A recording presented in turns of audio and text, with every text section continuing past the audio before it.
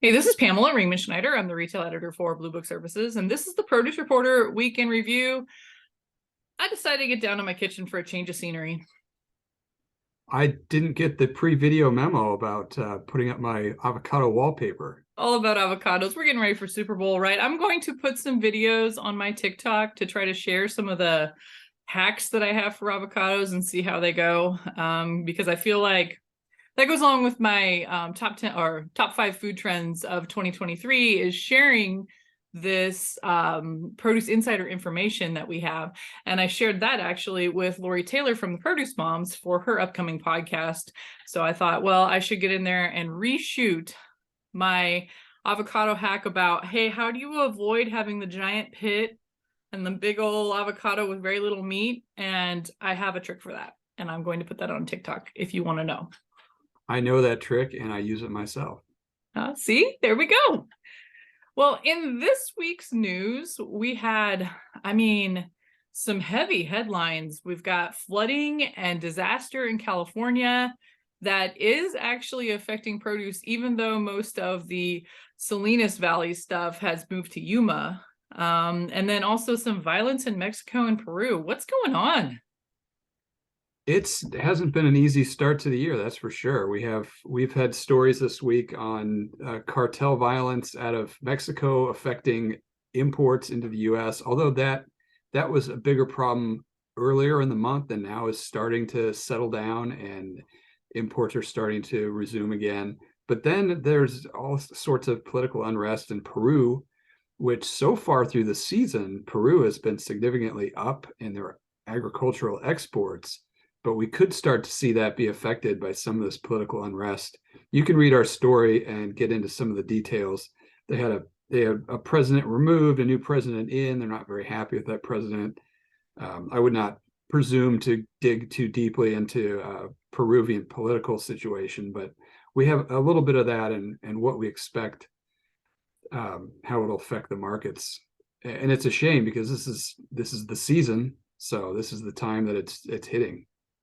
Well, and I had seen a couple of weeks ago on LinkedIn, just when it was getting started, one of the Peruvian ginger exporters was saying that their business was halted at that time because they just couldn't get in because there was literally gunfire out in the streets outside their warehouse. So quite a bit going on, and it seems to be ongoing. So we'll keep an eye on that and keep an eye on how that is affecting exports, because it definitely is for now. And then, of course, we have inflation news. Yay, inflation news. But month over month was pretty much flat according to the consumer price index that is published by the government. But if you speak meme, everyone knows that the price of eggs is a little crazy right now. And there's a lot of myriad effects, but according to the latest numbers, eggs are officially up 60%. But you know what's not? Fresh produce. Oh, And I liked how you dug in, and we don't cover the egg market, but right. your analysis piece, I've seen a lot of mainstream news that just says avian flu, and that is just one factor. There are lots of factors, and one of the concerns we had in 22, looking at inflation and input costs rising, is that it will squeeze producers, whether they're producers of eggs or produce or meat. And if their prices are going up and their returns aren't coming back, they're going to cut back, and that's going to lead to shortages.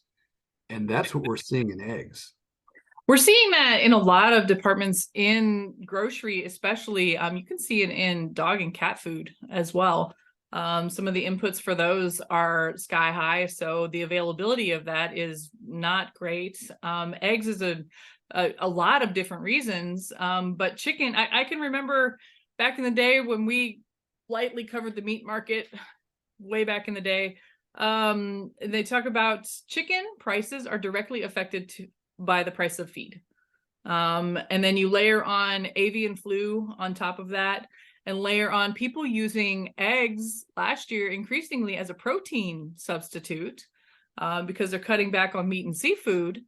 And you've kind of got a perfect storm of what's going to go on. But I saw the latest that I saw this morning when I was looking through the news on that is that egg prices are coming down, although it's just now on LinkedIn, people are surveying how much are eggs in your market.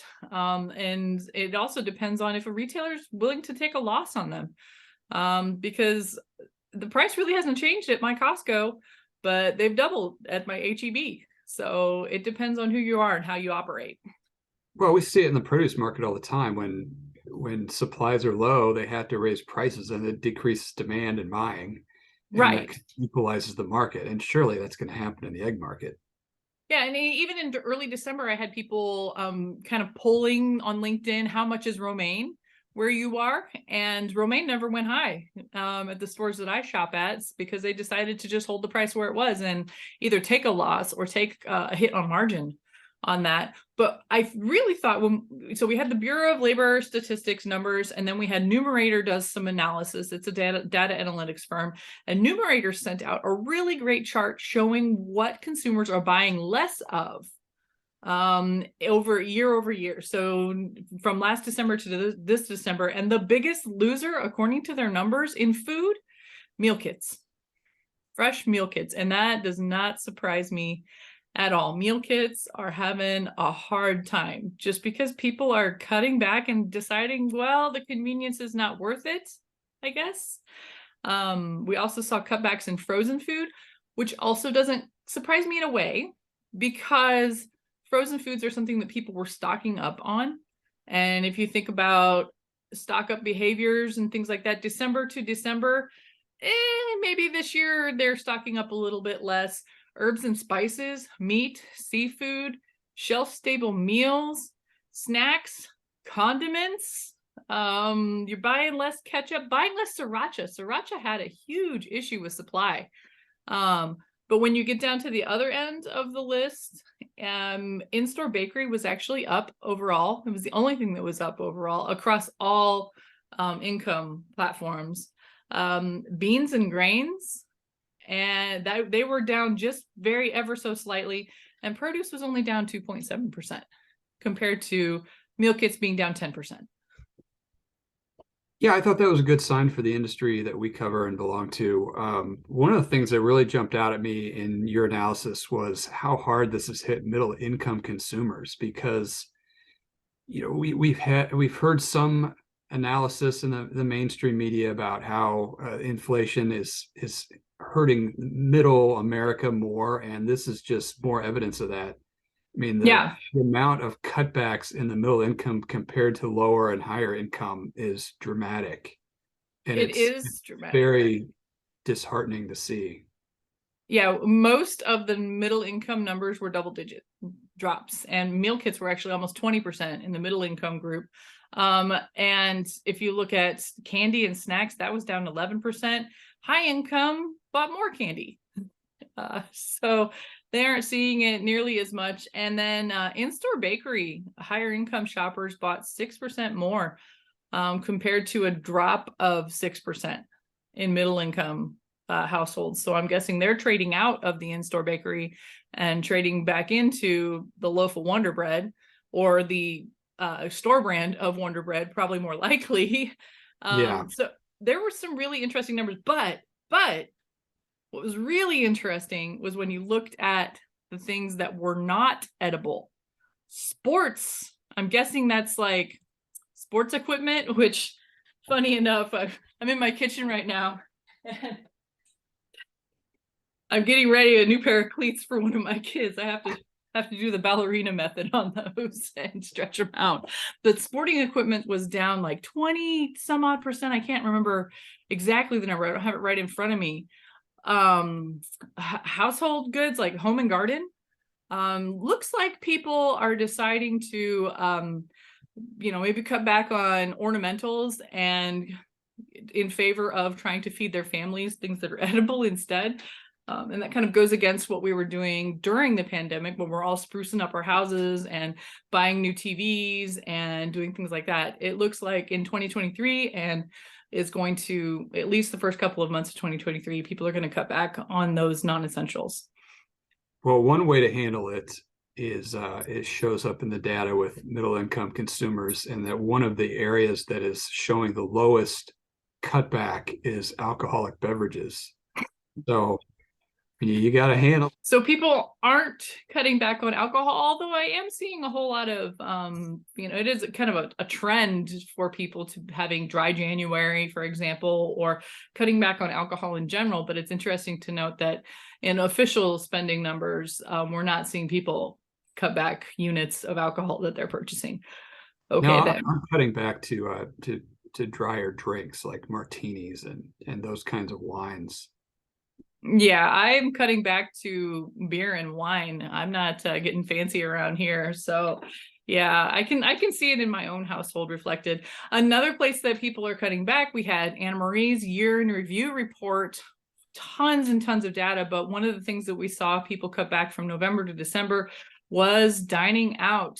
And that's something that we have been talking about a lot, and the restaurant industry has been raising alarm about, and it looks like it's coming to fruition and continuing. Cooking at home is more popular than ever, except for the very beginning of the pandemic. And it looks like eating at restaurants is suffering in the wake of that. Oh yeah, and the restaurant experience is just so different now. I mean, like through the pandemic, like we could deal with fewer tables and spaced apart and still get a reasonable experience, but now they're full and they don't have full staffs. And so often the experience is not as good a one. One of the things I mentioned when I was talking to Lori at the Produce Moms about trends is something that I'm seeing here in Texas, and it'll be something that we'll be seeing going into the warmer months in other places. And I said this summer, the resurgence of food truck concepts. And I'm not necessarily talking about like a street corner food truck. I'm talking about venues built specifically for people to come congregate. We've got two brand new ones here near where I live that are packed every single weekend. And instead of having a kitchen, they have a bar or they have a food truck bar. And then they have things like pickleball and volleyball and a big screen to watch sports on. One of them even has like outdoor soccer fields. And it is completely packed. There's another one called the Good Lot that was designed specifically to be a venue for people to congregate, and they buy their food from food trucks that they have rotating in and out. So it's not like a regular deal that they have with, Wendy's, for example. Actually, one of the newest Wendy's that's built near me it has a dining room, but they have never opened it. In the 3 years that it's been opened, they decided not to open, and they're drive-through only.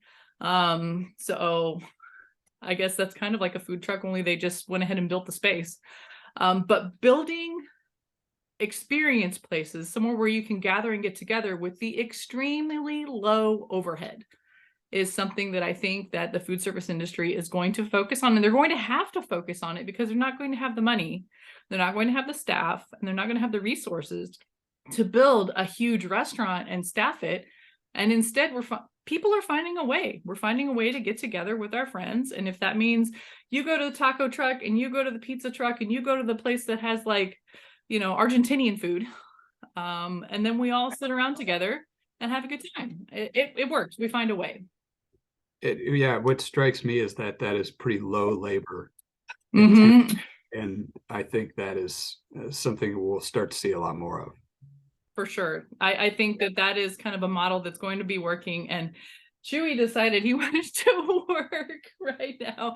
He doesn't like me down in the kitchen. So I think I'm going to cut us off there. If you want to read up more, definitely check out that year in review report from the International Fresh Produce Association. It's chock full of analysis from our friends at IFPA, Joe Watson, and IRI, Jonna Parker. It's at producebluebook.com. And if you are not getting the Produce Reporter newsletter, you need to go there too and sign up.